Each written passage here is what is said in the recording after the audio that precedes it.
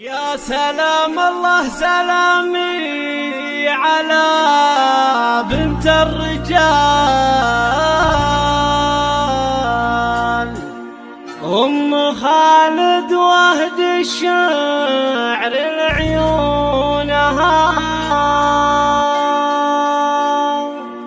شيخة من روس قوم كريمين السبال طيبها من طيب ابوها وطيب اخوانها.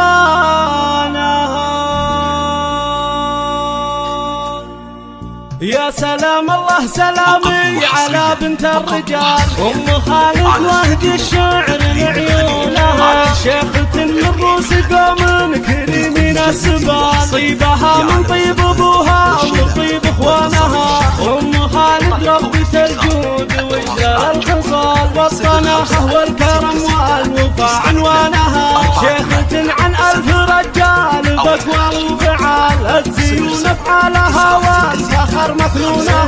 ام خالد هيبة الغيد بوصف الجمال كاملة ومكملة في حلاها ولونها ماخذه عذب الوصايف مع الطبع الزلال والضربة والثقل والنقا مضمونها. ام خالد بنت مقنوخ ينوشها صعيبة الطوال شيخ عز مرقبه فوق متن زونها لابد الوقت المواقف ووقفة النزال ويل ويل اللي تجنى ومن عدونها. لام خالد ست بابي كما شد الدلال من صميم الجوف وهديك عد الحونها. لام خالد ست بابي كما شد الدلال من صميم الجوف وهديك عد الحونها. يا سلام الله سلامي على بنت الرجال ام خالد وهد الشعر لعيونها شيخة من روس قوم كريمين السبال طيبها من طيب ابوها وطيب اخوانها.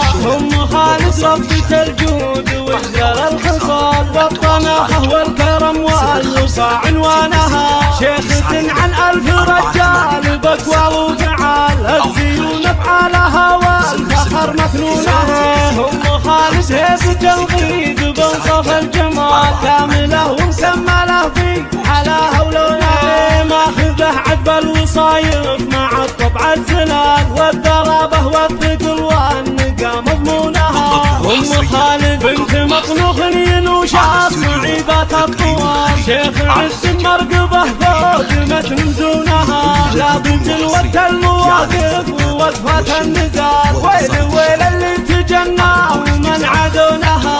لام خالد ست بابي كما شد الدلال من صميم الجوف وهديك عد الحونها. لام خالد ست بابي كما شد الدلال من صميم الجوف وهديك عد الحونها. سبعة واستوديو إقليم الخليج.